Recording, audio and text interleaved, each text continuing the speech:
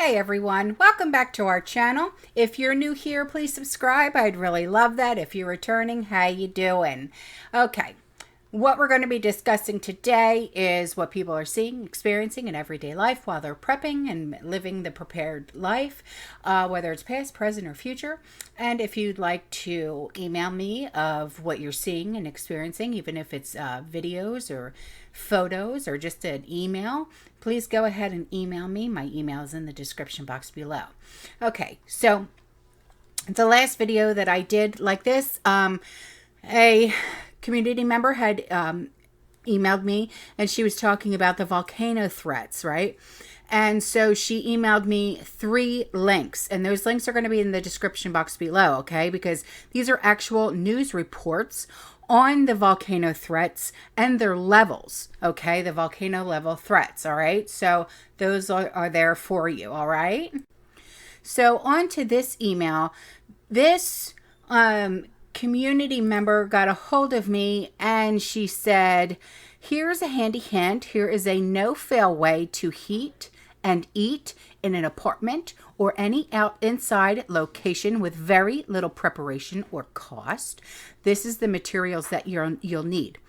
1 cinder block, a rack from your stove top, 2 cans of any like sterno or gelled canned heat, okay?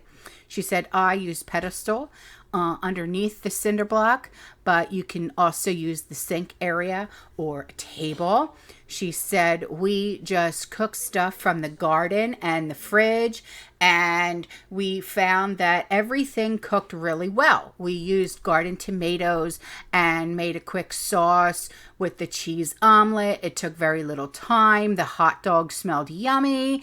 Then we cooked fast because we cut them into bite-sized pieces. She said, you can cook, boil water and not worry about collecting wood or buying butane. No hassle. She said, today on Amazon, a can of gel heat lasts 6 hours, costs $2 and change. So those links will be in the description box below for you, okay? She said, I buy a pack of 24 and they store compactly like a flat case of 24 cans of tuna, which they do. She said there's no CO2 emission and the smoke alarm does not go off and there's 0 inconvenience, and you can cook in your kitchen, skip buying firewood or a butane stove, unless of course you have the money and the setup to do so. So here are some pictures of the stove that she built with the cinder block, okay?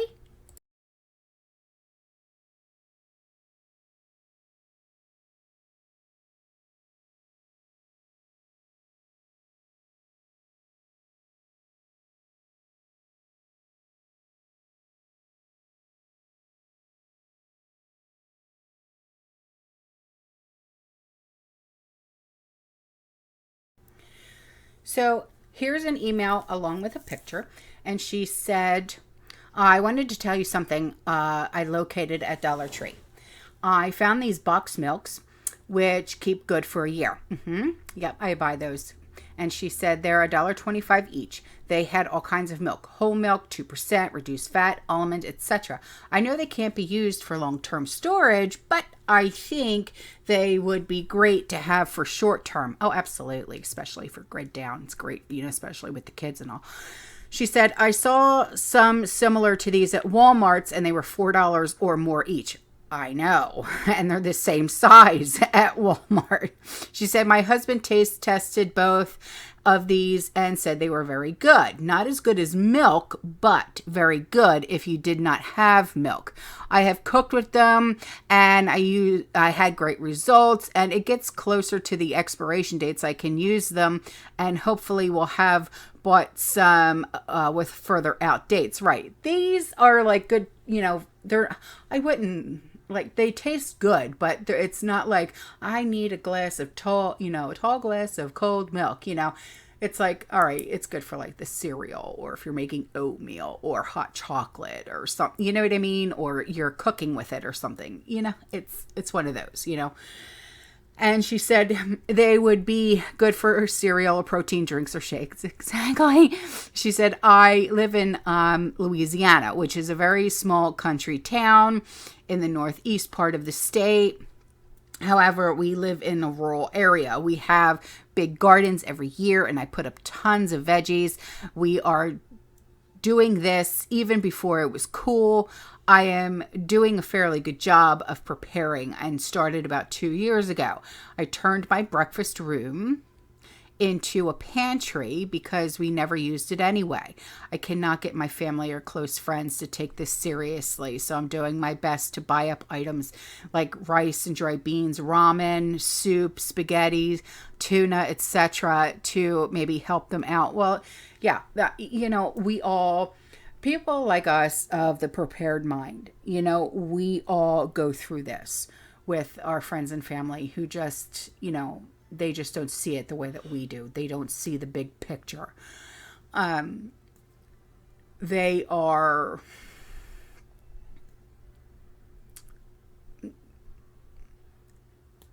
blind to it. They don't want to see it. They don't want to hear it. They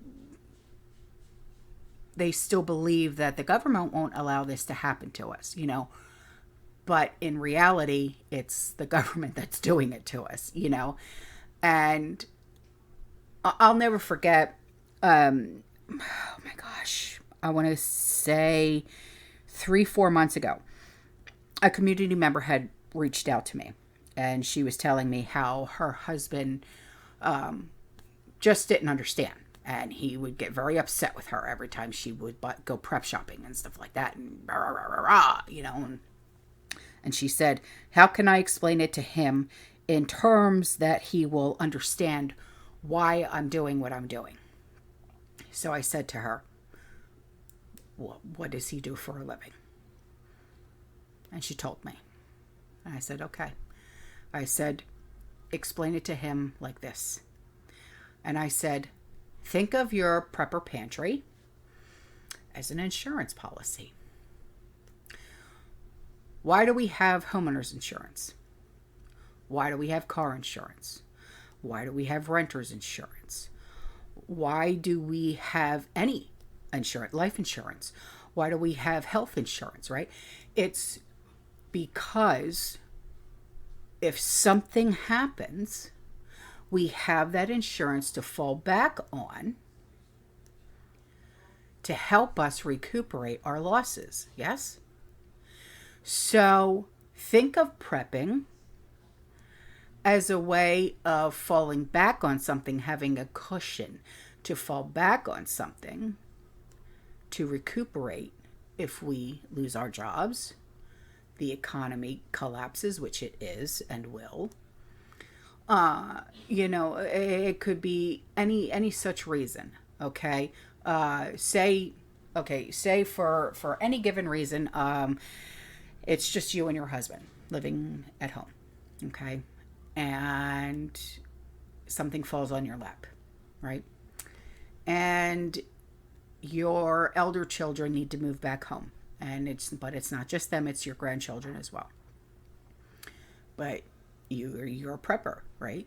And you have at least 2-3 years worth of food in the house. And you say, okay, well, we have all this food. And so it's not like we can afford to feed them. It's not like we don't have the room. That is also, you're preparing for a reason. This is why we prep. We now have this cushion, right? Honestly, like when Andrew moved back home and he brought Jesse with him and my 2 grandchildren, I don't believe if we did not have the cushion of our preps, we would have run out of food a long time ago. You know what I mean? So because, it's only me and Sean, and we don't spend a lot of money on preps, yeah, but everyday groceries, no, because it's just us. So, there's a lot of different scenarios, situations that you can think of that you can use your new insurance policy or prepping policy, if you want to look at it that way, to fall back on it with. Okay, what's another scenario? Think of another scenario. There's so many different scenarios and situations that you can use your preps to fall back on. Loss of a job, right? At least now you don't have to worry about putting food on the table for you and yours. The only thing you have to focus on is your rent, your mortgage, your utilities and whatnot, right? It's one less stressor that you have to worry about. So, this is considered an insurance policy. So if anyone asks you, why do you waste so much time and money and energy on prepping and this and that and the other? You're a hoarder. Nope, stop right there. You're not a hoarder. Hoarders are those who collect junk, garbage, trash and store it away and never have an intention to use it. And they literally live like I don't know what. I mean, have you ever watched the show Hoarders? Okay. Just watching one episode and I feel a hell of a lot better than about my house. And I'm like, because I have OCD with cleaning. Okay. You're not a hoarder. Hoarders and preppers are completely different. We're on the opposite sides of the spectrum. Okay. Preppers, we have every intention and use our preps, where hoarders, they couldn't find what they needed to find within 2 seconds. Whereas you ask us where one thing is and boom, we can find it within minutes. So, sorry to take up so much time and go on a rant, but there are things that, there are ways to explain things that the normies will understand and know where we're coming from. So, here's the picture of the milk, okay?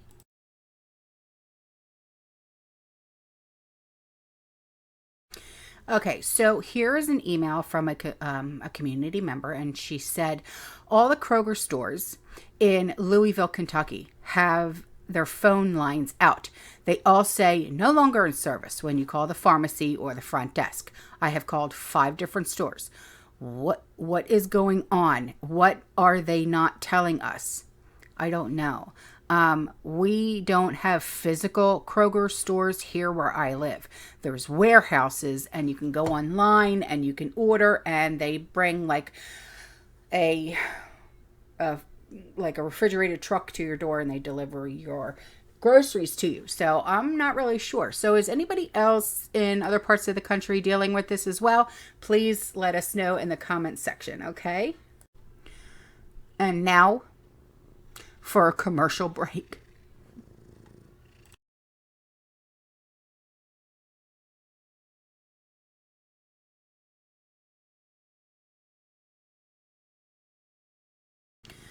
Okay, so this email comes in from a community member, and she said, I am a registered nurse and I live in California. My mom is also a registered nurse. I was watching your video about 9/11 being down, right, when talking about, emergency services and stuff like that, how, you can call 911 and nobody's answering and things like that. And she said it triggered my memory. About 6 months ago, my mom went to the AT&T store, and they asked my mom when she was there if they could put her on a list. So if phones are not working or etc., she would still be able to be contacted. They wanted to put her on this list because she is a registered nurse. And if the hospital needed to come her to come to work, or they needed healthcare workers somewhere, this is how they would be able to make sure that healthcare workers could be contacted. When my mom was telling me about this, my first thought was, yeah, if communications are down, my first thought is leave my family and go to work. When she told me what happened, I just thought it was weird and wondered, well, why now? I used to use AT&T, and my mom has used them for many, many years, and they have never asked that before. I now use Verizon, but I haven't been to a Verizon store for a long time, so I don't know if they're doing the same thing. I just thought it was really odd. That is really odd, but I have T-Mobile, and I know that with T-Mobile, even if, say, what do you want to call them? Cell phones are down, okay? You still, regardless if you're a first responder or not, you are still able to call. It'll come up and it'll say emergency call only. So, and that's with T-Mobile. So I don't know why. So I don't know why AT&T and Verizon don't automatically have that option, but I know that T-Mobile does. That's just very strange. But thanks for bringing that up. So if anybody else has AT&T for their cell phones, see about that. All right, because that's just really weird. Okay, so keeping on with the 911. This community member wrote in and she said, I was a 911 operator in Ohio for 15 years. I haven't been in it for about a year and a half, but if our phones went down, they would be automatically transferred to another 911 center in the same county. I know they are short-staffed due to workers being burnt out and mandated in the area for up to 16 hours a day. They are lucky to get 1 day a week off of work and normally work 12-hour days, and that is too much. I know I had horrible internet service at work today. My husband works 15 miles from me, and he had terrible internet at his job too. So on my way home from work, I always talk to my adult daughter due to a long drive, and we were talking today. We were having a good conversation, and then the phone just shuts off or cuts off, and she said I tried to call her back, and she tried calling me, and nothing. I have Verizon, and she has Cricket, so not sure which one went down. This isn't the first time this has happened to us talking on the phone. Can we say cyber attacks? Oh, yeah. I wonder what a good old landline costs now, wired to a wall, if we can't even get that anymore. Things to ponder on. Yeah. Well, I do know. Okay. Like here in the Tampa Bay area. All right. AT&T for their landline. They are astronomically asinine high. Okay. Sean's mom has AT&T as a landline, and I've been trying to get her to switch. Why? Because for a landline with AT&T, it's $112 a month. Swear to you. I swear to you. Now with Spectrum here in the Tampa Bay area, a landline phone is $9 a month. Will she switch? I don't like change. Swear. So, yeah, I have a landline. Why? Because my cell service here at the house is terrible. So anyway, thank you for telling me about this. But yeah, cyber attacks, nothing would surprise me at all, especially not in today's society with what's going on. So here's a picture that was sent in from a community member, and she said they are everywhere. What is E.T.? Phone home? I'm kidding. Look.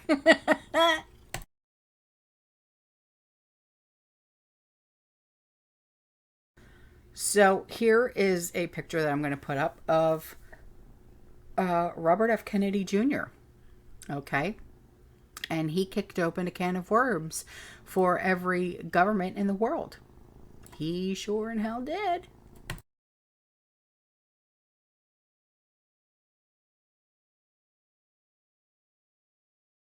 So this community member wrote in and she said, your Johnson Avenue High V just received a new shipment from a local Iowa vendor called Jimmy Eat Crickets. I'm not kidding. She said, that's right. Roasted crickets. Are they honey roasted? Oh, I'm sorry. I'm sorry. I shouldn't have said that. I shouldn't have said, I'm going to hell. She said these are packed with protein, low in fat, high in calcium, and a great source of vitamin B12. They're available in 4 different flavors while supplies last. Check these out and unique crickets at your Johnson Avenue Health Market today. Lord, we got smoky barbecue, hot and spicy, fiesta, and dill pickle. You can boil it, broil it, saute it. Oh, I'm in trouble.